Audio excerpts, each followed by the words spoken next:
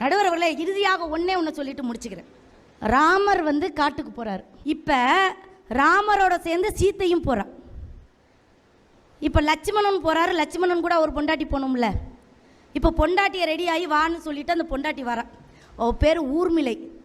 நிறைய பேருக்கு இந்த கதாபாத்திரம் யாருன்னே தெரியாது. தெரிஞ்சுக்கங்க, வாழ்க்கையில் தியாகம்னா என்னன்னா அவகிட்ட இருந்தால் கற்றுக்கணும். ஊர்மிளை வார வரும்போது ஃபுல்லாக அழகாக ட்ரெஸ் எல்லாம் பண்ணிட்டு அப்படி ஒரு மகாராணி மாதிரி நிற்கிறான். பார்த்தோன்னே லட்சுமணனுக்கு கோவம் வந்துருச்சு.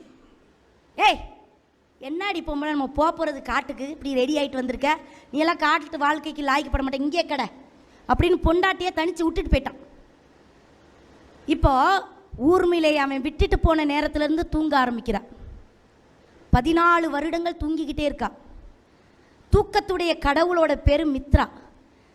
அந்த அம்மா கேட்குது, இல்லை என் புருஷன் 14 வருஷம் தூங்கக்கூடாது, காட்டில் அவங்களுக்கு காவலாக இருக்கணும், அந்த தூக்கத்தையும் சேர்த்து நான் தூங்குறேன்னு 14 வருடங்கள் எந்த இன்பம், உணவு, தண்ணி எதுவுமே இல்லாமல் தூங்கிக்கிட்டே இருக்கு. ஏன் இந்த பொம்பளை 14 வருடம் தூங்கிக்கிட்டே இருக்கா? ஏன்னா ராவணனுடைய மகன் மேகநாதன் அவன் 14 வருடம் யார் தூங்கலையோ அவனால தான் அவனுக்கு சாவு வேணும்னு மரம் வாங்கியிருந்தான். அதனால தான் லட்சுமணனால அவன் அழிக்க முடிஞ்சது.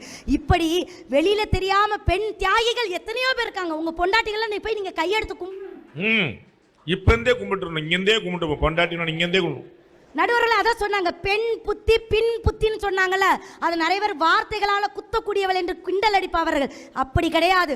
பின்னால் வருபவற்றை முன்னாலே யோசித்து கணவனையும் குடும்பத்தையும் காப்பாற்றக்கூடியவள் பெண்.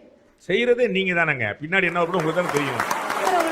நாங்க பானை செய்யற பானை சட்டிக்காரர், அதனால தப்பா சொல்லக்கூடாது. நல்ல நல்ல பானைகளாக உருவாக்கும்.